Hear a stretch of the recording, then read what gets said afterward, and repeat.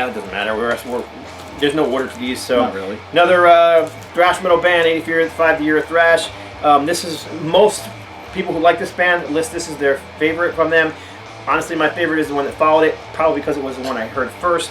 That was called Death is Insanity. Yep. This is Tales of Terror, Hallows Eve, Metal Blade Records, American thrash metal, just straightforward.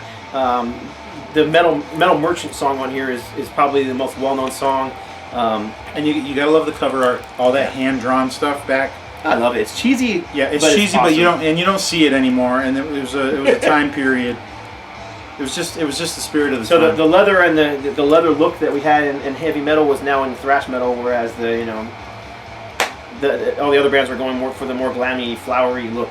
Well, John Bon Jovi was a very sexy man. That's all I can say. He had a big influence. Hallows Eve, yes. But he went down in a blaze of glory. There's any other songs on here that were well-known: Horror Show, The Mansion, Valley of the Dolls, Metal Merchant. Now, Hallows Eve. That's probably another one of their well-known songs, but Metal Merchant is definitely one of the more well-known songs from Hallows Eve. So, classic album, debut, thrash metal debut.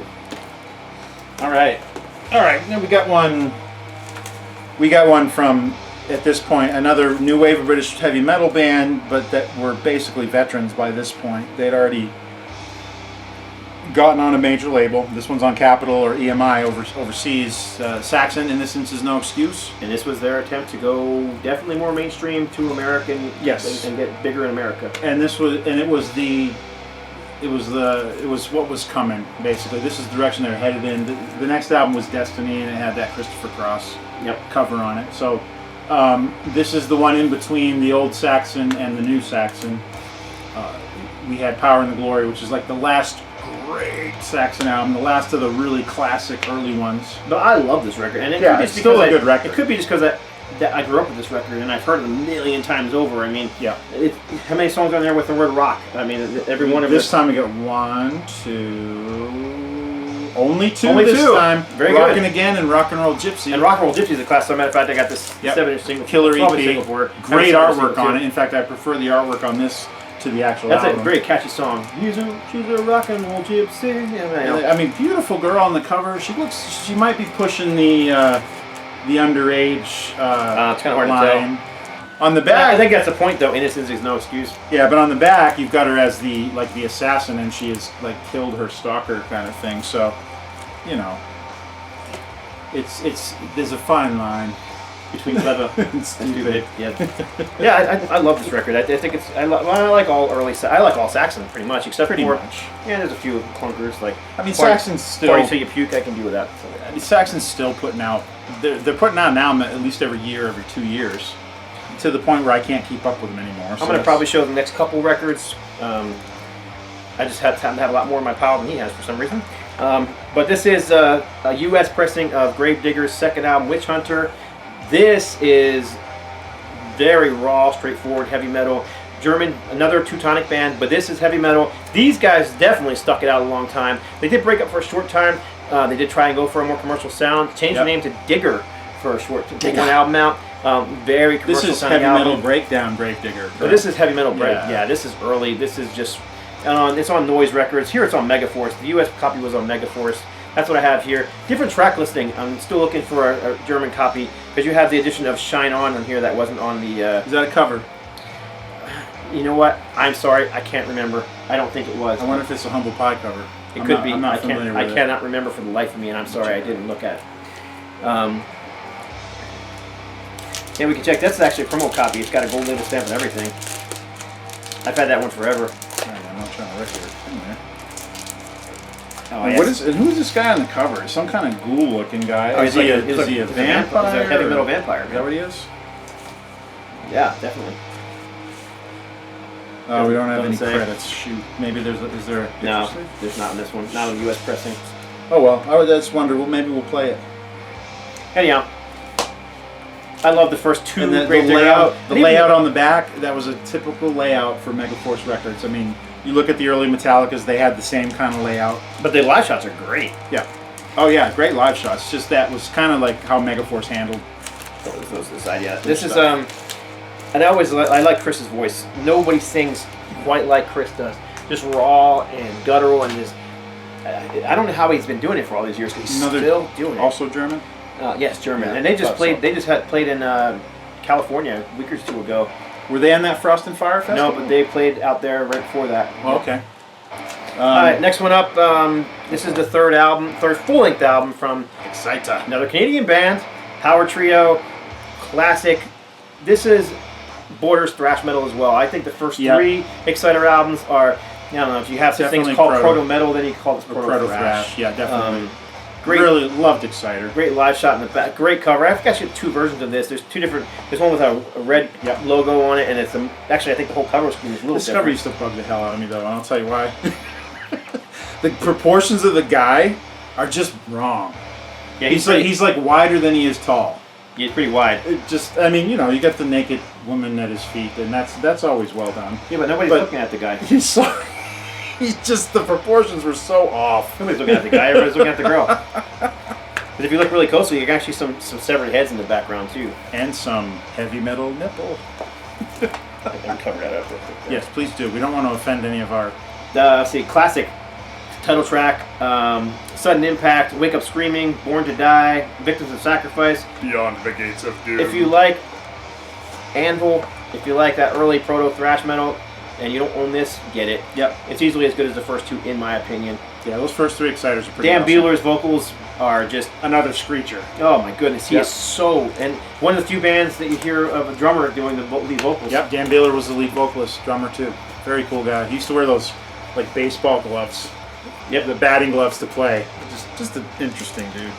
All right, this was kind of a big album. I was in college when this one came out, and this was huge. It was a big deal because I mean, Love at First Sting hit really big, and it hit big outside of the metal community too, which is just why. I just remember everybody in college, like the jocks, everybody just loved this record. Scorpions, yeah. Worldwide Live, their first double live since Tokyo Tapes in '78. Yep. And this one came out in '85. Totally different sound than the '78 live record. And they don't have old stuff on here at all. Nope. There's nothing from the Uli years is on here. Stuff from Animal Magnetism and Love Drive. There you go. I wasn't sure where you were going. Sorry. Yeah, some of that Can't Get Enough's on here from Love Drive. You know, these that guys were great live. They were energetic. I mean, look at the photo on the back. Oh yeah. I mean, the rock and roll Scorpions were pyramid. all about energy back then, for sure. Yeah, And I they like this album. all had hair at this point. I like this album. Dun, dun, dun, dun. You're bald. Yeah. Anyhow, As soon as the baseball caps start coming out. Dynamite is over the top. I love the live version of the Zoo, although I like the original too. Yeah. I mean, it's just coast to coast, Holiday. I love Holiday. all the I know it's hits- a ballad, but All the hits from Love at First Sting were on here. Just that was the album that broke them bigger than that's the one that made them international superstars. yep. Herman Rarebell. And most of those, the bass player and the drummer are no longer with him. Nope. All right, so this next one, everybody is going to know. I have a feeling someone's going to be like, "How's that not in your top 10?" It wouldn't have been in mine.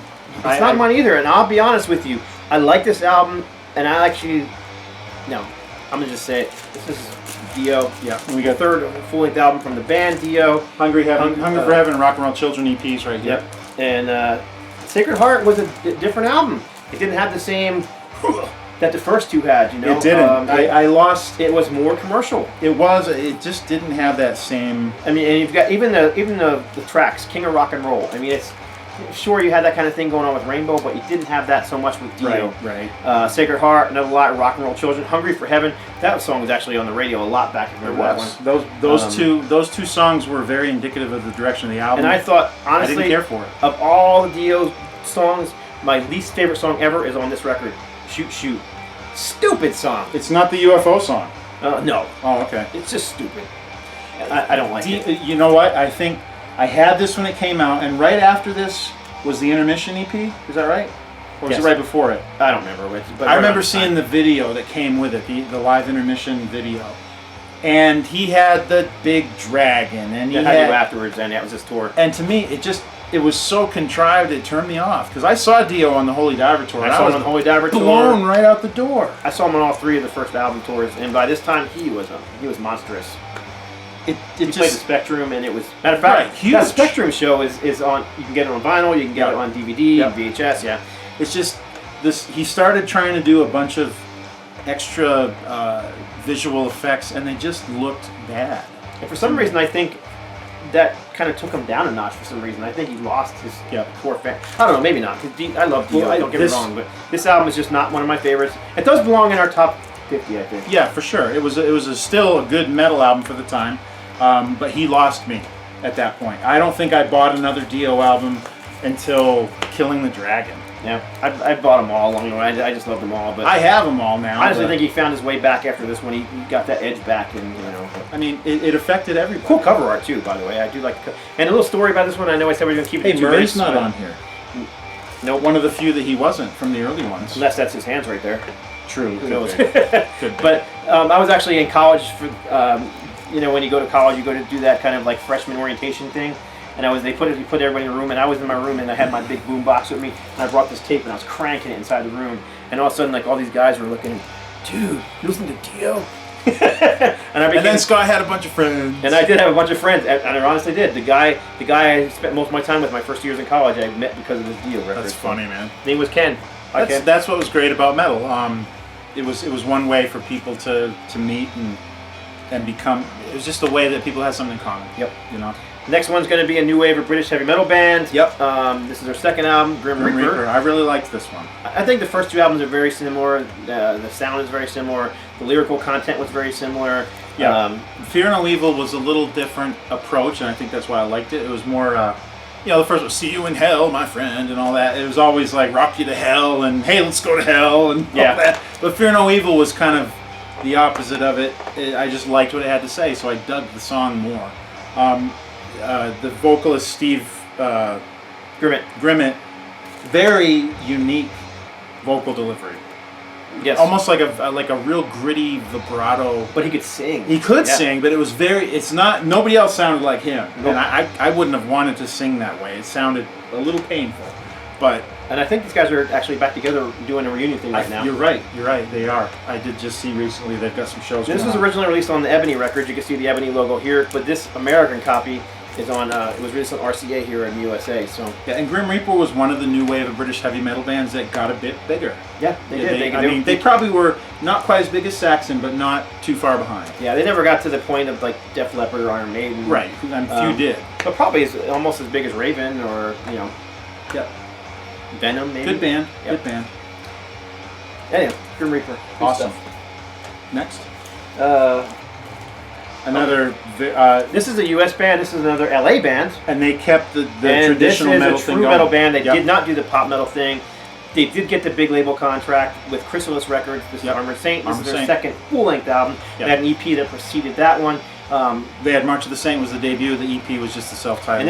And of course, David Pritchard was a guitar player. He was my friend Rob Whitlock, who is a huge Armored Saint fan, came from that area. I saw Armored Saint with Rob. Great. He's just one of his favorite bands.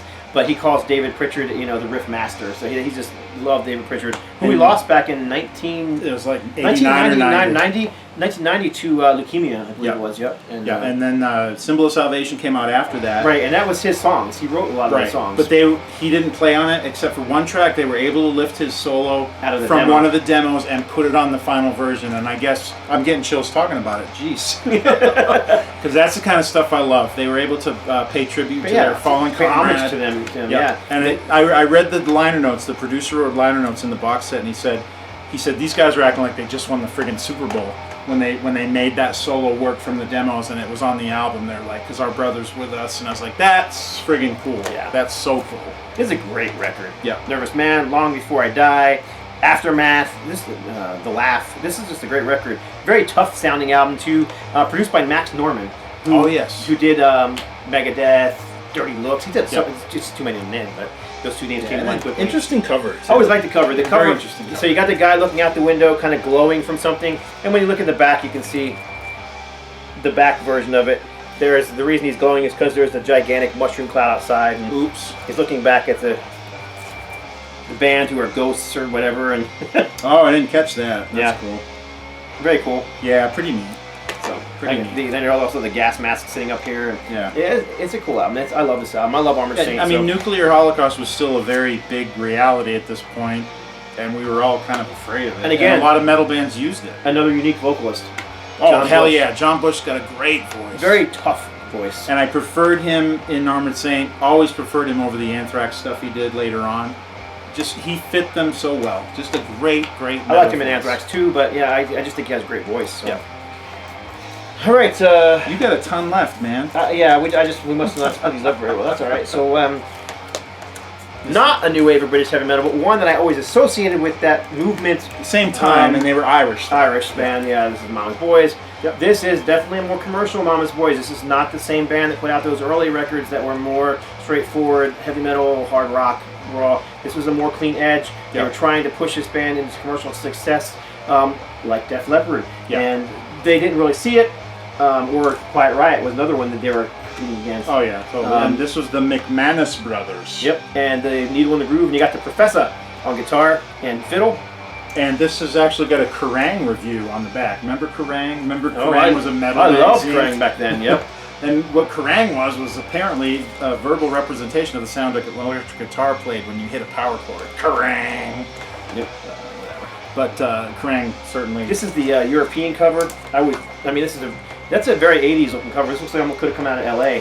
It's a little darker than some of the LA covers, but very cool. Yep. The US cover looks similar to this with the band standing there with the flying V. Scott and I agree, we like the girl. I like the girl, but I like Mama's Boys. And they have the continuation of the song The Professor on here, The Professor 2. And of course the Professor was, what was his name? Pat McManus, yeah. Yep. Of the McManus brothers, the guitar player in the band, so yeah, great stuff. That's the EP, or the 12-inch single that came out with the album. Excellent. On a label called Jive. Jive Records. They put out a lot of pop and dance and stuff like that. Yep.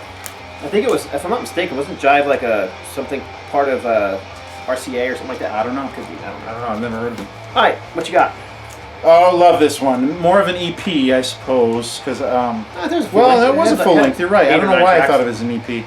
Warrior, Fighting for the Earth, LA, true metal band, whatever you want to call it, trad metal. What a great album. I don't think I appreciated it as much in the day because there was so much metal and it was kind of saturated. When I kind of returned to my metal roots, like early 2000s, I picked this up again. I was like, damn, I love this, because there just wasn't as much of this really well done traditional classic metal, I guess you can call it now. And very solid guitar playing It from is. Joe Floyd, I believe his name was. And Joe Floyd. of course, it's not the Warrior that we know and love. Well, oh please. Do we really want to go No. down there? I don't. Sorry. Paramore McCarty was the original singer. He sang on this one and the second one. I just deflated it totally. Totally. You think of that guy. Ugh. We could do a whole show just about that. Yep, that sorry. Yahoo. Inside joke. There were several bands named Warrior. This is one of the earlier ones, but there were even a couple that preceded them from the new wave of British heavy metal movement. Paramore McCarty, original vocalist, great singer. He also sang on the second one, which was called Alien something. Sorry. I don't remember, but very similar to this one. And then he disappeared, and Warrior disappeared for a few years. And then it came back, and Rob Rock sang Rob on Rock. the third album. Man, that kicked ass. And then the fourth album, Mark Storace from Roger for Crocus. Crocus. And oh my gosh. Great stuff. I couldn't believe it was hard to believe that was Mark. He was I know. like, But Joe Floyd has kept the band together. It's had several lineup changes. It's not the original Warrior anymore. Hopefully he's still doing something. It sure would be cool even to see him get the original guys back together, because it was a good band. It was a really good band. Classic release. Pick that up if you don't have it. it's funny because a lot of those more obscure albums like that one that people don't know about usually sell for big prices, but that one you can find fairly inexpensively. Yeah, you find it all the time. Like with the Crocus albums, you always find them everywhere. This is one that I fought for to be in this list. And we left off some stuff that I didn't know them. We left off stuff like Doc and We left off Dawkins, to be fair, because I thought I had it on vinyl and I didn't. yeah, but we were still trying to cut off. We actually had 53, so we needed to cut off a few. And when you didn't have it, that worked out perfect. Yeah. Neither one of us did that rank high in our lists. I mean, Dawkins, just since you mentioned it, Under Lock and Key really broke them. It was a big album for them. It was a big album for them. But And they were the ones that were kind of on the cusp of the kind of pop metal movement. They were heavy enough that I still dug them. I liked Dawkins. Out of all those bands from LA that period, Dawkins was probably my Dawkins, favorite. but yeah. But Well, and Tychus got to open for him. That was a big right. thrill. That was a thrill. But I love this record. Again, 85 was a big year for thrash. Yep. And these guys never get the credit for, but Watchtower out of Texas these guys were very different from the Metallicas, the Megadeths, the Exodus. A little more technical. Also very different from the German bands, which were more raw and guttural, Venom on speed. You guys were very technical. Exactly. And this is pre-Dream Theater. Pre-Dream Theater. The technical progressive metal band to end all. Yep. You've got these guys that were experimenting This as is early as 85. Yep. And these guys this is a repressing. Original vocalist, Jason McMaster here, looking very metal with his... oh, yeah. And he wore the gauntlet and the bicep. Yep. And these just great stuff, man. I just love this record. Jason McMaster, of course, went on to be with Dangerous Toys and Broken Teeth. Very different sound. Dangerous Toys? Dangerous Toys. Wow. So that kind of sleazy... Totally different. Sleazy Texas vibe, yep. Who replaced him when he left? Alan... God, the guy from Hades. Okay. Alan Technio, that's it. Who actually was singing for Heathen's Rage on their reunion tour last year instead of Bob Pizarro. So okay, yeah. Anyhow, this is a Back on Black reissue. Sounds great. Was this their debut? Great. This was their debut. They did have some demos as well, but this was their full-length debut. Well, I remember Watchtower being mentioned a lot when DT Seizure was getting reviews in some different magazines, and they were talking about how they were more technical and just more progressive. Yeah, they compared us to them on one end just because the music was a little bit more interesting. And DT Seizure, which was his band from the 80s, is one of those bands that I would describe as power metal because they had this thrash influence, but they all had this classic metal influence. Yeah, it wasn't all thrash. And you had a little bit of a punk influence as well. Yep, and the new wave of British heavy metal was present too. And those three combined give you that kind of power metal sound. It wasn't true thrash. Right, and which we would have done a whole lot more of it had. And I don't think Watchtower was true thrash either. It was progressive. Right. Power metal in my opinion, but a lot of people call it thrash. I don't care. I mean, DT we could thrash, but we just didn't all the time. It's just because there was more to us than that. And just since we mentioned it, all that stuff is going to be remastered soon. Dive Bomb Records is putting out a compilation of late '80s metal bands that never really got their due. We're gonna be on that, or what we were is going to be on that. And Stone Groove's going to be putting out CD and vinyl for all that early stuff too. Yep. What we have left, basically. Should be fun. Go ahead. What you got next? We got great band that just came out kind of like with all guns blazing. W.A.S.P. Speaking of the shock rock we talked about earlier. Yeah, W.A.S.P. definitely shock rock. But they had the balls to back it up too. And the hooks. And Blackie Lawless was a great songwriter. Excellent songwriter who paid his dues. He did time with New York Dolls, Arthur Kane. And the Arthur Kane band? Yeah, Killer Kane. And, first international single they had, Animal, Fuck Like a Beast. It was too much to put on the debut. Capitol wouldn't have it, so Music for Nations and Megaforce took it. And I guess it was one of the biggest selling... It put them on the map. Yeah, really totally. Did. I mean, when I heard it, I was hooked immediately. Those first two W.A.S.P. albums, this one here and the very first self-titled album, yep. I mean, they just go hand in hand. They're both just awesome. They do. Good stuff on here. But you could sing along. I mean, all these, or chant along, or whatever it was. Shout yeah, along, it was melodic. It was catchy. yeah, totally. And W.A.S.P. I mean, Blackie had a very unique voice too. Yes, he did. I mean, what a rock and roll guttural kind of, but not unintelligible. It just had a great rap to it that most just didn't. What do you mean you're all out of? With W.A.S.P. now, I mean, they went on. Was this the last one with the original lineup? No, they had one more after that. What was the third one? Electric Circus? Yes. Inside the Electric Circus. But with Blackie on the cover, yeah. Yeah, it was goofy. Inside the Electric Circus. Yeah. And there was a bunch of covers on it. Yep. And then they started going in different directions. They got a little bit more progressive and thoughtful with the stuff that they were singing. It wasn't all sex, drugs, and rock and roll anymore. And it was less metallic too. They took on more of a Who influence. The Who. Yes, and they did a killer version of The Real Me by the way. And I know people think that just because they did, but they really did. You really heard that Who influence in a lot of the songwriting in those follow-up records. And they were more progressive. They had themes, and whereas these themes were just. It was just gore and sex and let's take off the drugs. PMRC. Yeah, totally. Which was really heavy during this time. Yeah, these guys were like this guy was like PMRC wet dream. Yep. So I don't know. Chris Holmes went on to kind of destroy himself with alcohol and drugs. Although I've heard he's cleaned up quite a bit. I don't know, man. Those those songs he put out in the videos. I was just reading some interview with Steve Riley, the drummer, who was not the original drummer, but he was the one during the classic period. He's hoping he's going to be playing with Randy Piper at some kind of upcoming convention or a metal show. They're going to do some old W.A.S.P. He's hoping that it leads to a reunion of the four of them. And he was saying that Chris has cleaned up his act quite a bit, and he's been living in France for he's been living in Europe for quite a while. So but yeah, some of those videos he put out here, it's awful. Wow. It's horrible. You could really see the effects. I mean, if you saw his performance in the pool on Decline of Western Civilization Part 2, the Metal Years, it was horrible. Yeah. It was so horrible. He was drunker than drunk as a skunk. Yep. Even more so, but. Yeah, you could definitely see the effect.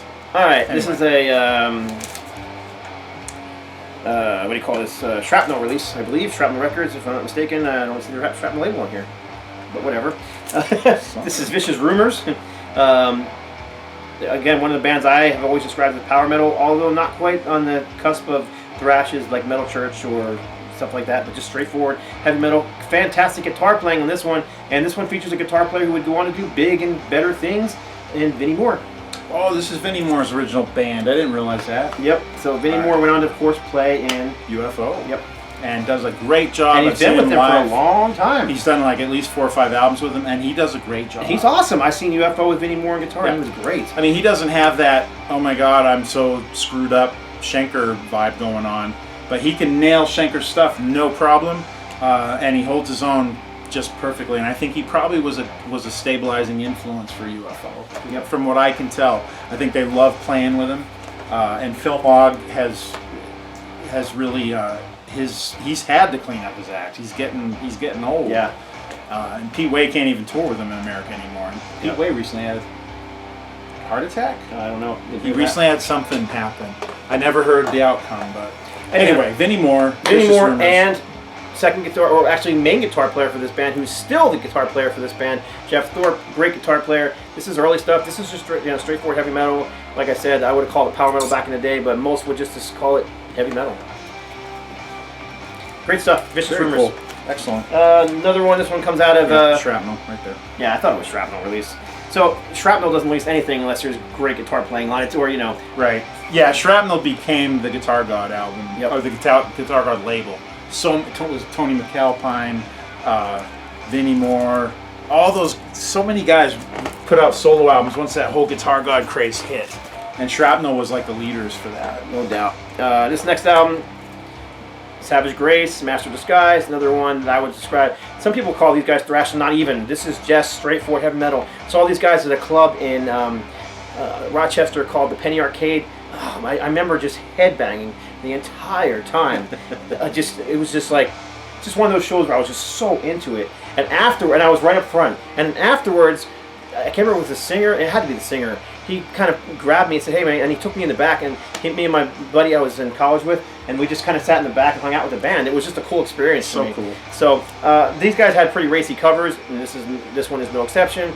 The cop with his hands down by his and the girl chained to his motorcycle with no clothes on. Billy Club, right? Yeah, of course, it's Billy Club. Yeah. Oh my gosh, she's naked. No, she's got arms. She's got this thing on her face. Oh yeah, she's wearing the gag. She's not completely naked. She's got a gag on. But yeah. Now, this is much worse than Smell the Glove. Much worse. And she's the victim. Yeah. They got away with it. What's up with that? What label was it on? Yeah, it's on. I don't know. I think this one's on Fly By Night Records. No, this is actually on Importance. Well, Important was the distributor, but who was the actual? Is it an independent? I don't remember now. There's actually more than one cover to this thing too. So the cover is very similar, but let's just pull it apart and take a look. You can't see as much of the naughty bits. Yeah, Lion's Roar is on this record. Let's see here if I can get the record out of here. Here's the sleeve. Yeah, it just says Important. Wow, this is a weird sleeve. It's like it's a regular dust cover, but it's just printed on. Yeah.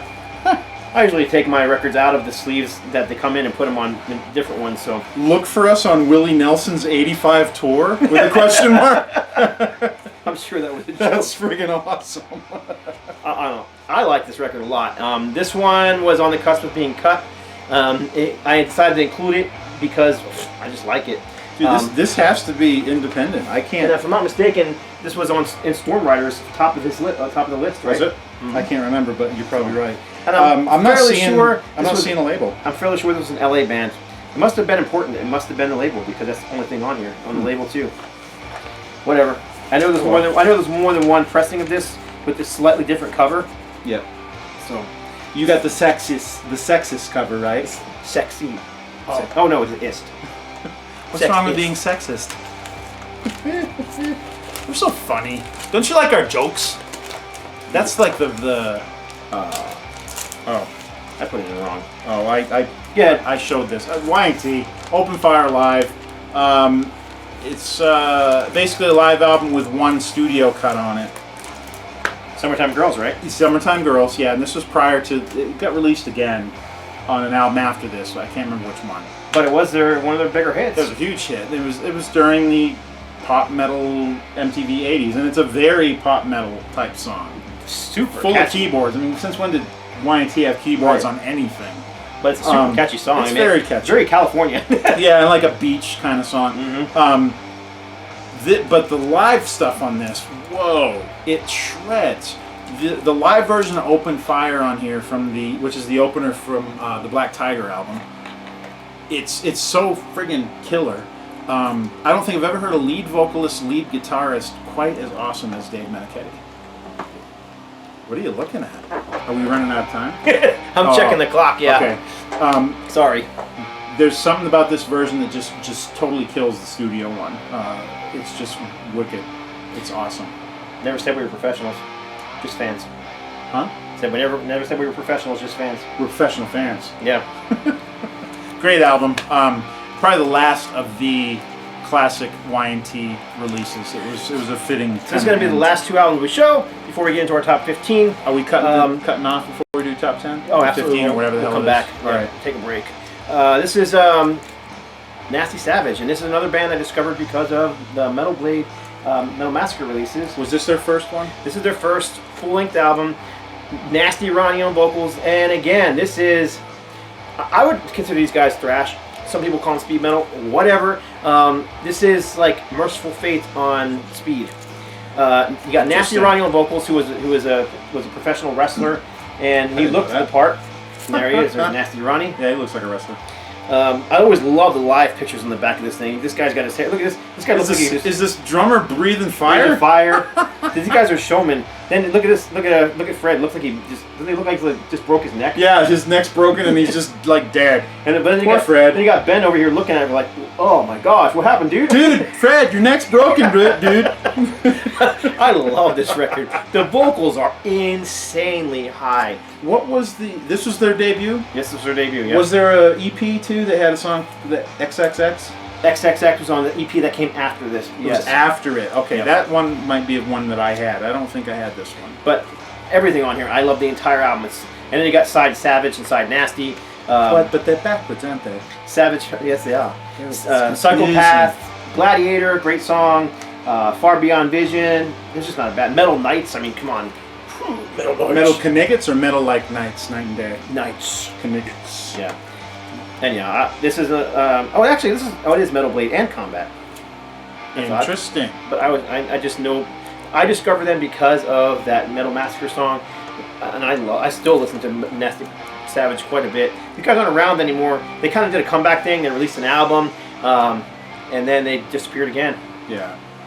I have kind of a weird story that happens. I was when they came back, the guitar player was selling merchandise, so I contacted them and I wanted to get one. They had 8x10s autographed by the band, and I said, "Oh, cool, I want one." So I ordered one, and it came in the mail, but it came in an envelope with the. I also ordered the new CD, and the 8x10 was folded and folded again. They signed it, but it's all like folded. They signed it over the folds? No, they signed the thing first, and then they put it in the envelope, and I was like. At first, I wanted to complain about it. Well, the thing is you keep folding it, and that's so stupid. And so instead of complaining about it, I just thought it was so freaking funny. I kept it. I opened it up, and I have it. Did you frame it all with the folds? No, but I just have it in a folder, but in a plastic sleeve, and it's all folded. But you know what? It's funny because that's the way they sent it to me. So It's That is funny. It's just bizarre. I think bands like this that were part of that very aggressive thrash and speed metal stuff, I think it's harder to return to it when you're older. It's hard to whip up that kind of intensity. Yep. When you're in your 40s. You know, I mean that when you're young, dumb, and full of cum, no problem. Yep. Man, but at 40, This is going to be the last one we show. This is another new wave of British heavy metal one. This is the second album from this band. And it was one I was not aware of until today. It's Savage. Their first album, Loose and Lethal, is a new wave of British heavy metal classic. So much so that Metallica used to do Let It Loose, and it's on their early demos. Great song. I have not heard this one, so I can't speak too much about it, but I think Savage was a great band for what I've heard, and I really want to check this one out. And I'll be honest, I'm fairly new to this one as well. I don't know it very well, but what I played and what I heard, it's very similar to the first album, a little more refined. Not so much the songwriting, but the production was cleaned up a little bit. And the album's called Hyperactive? Hyperactive. Yep. The graphics suck on this record. They totally suck. They're going for some kind of futuristic look, thing.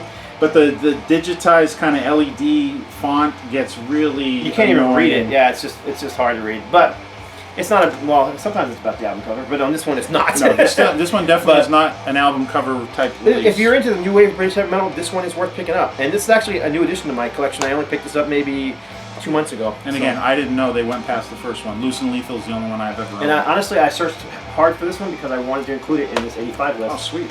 Because you got to spin that before. I had a burn of it, and that's what I had. So there you go. So that is our top. What is that? 35. Something.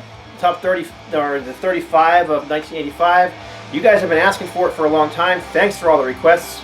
And what you guys might not know, maybe you don't realize, is Scott lives 7 hours away from me in New Mexico. Him and his wife Lori drive here every few months, mainly because they're hockey fans, to come over here and check out hockey. But Scott and I only get to do this when they come out here. So, right. But it's one of the other reasons. As a matter of fact, a few times I have come out here, not even for hockey games, just to do these videos. Yeah. I enjoy doing them, but they also take, Randy and I spend a lot of time on these lists. Oh yeah, we're going to go sleep another 12 hours and we're going to do the top 50. You should see the emails.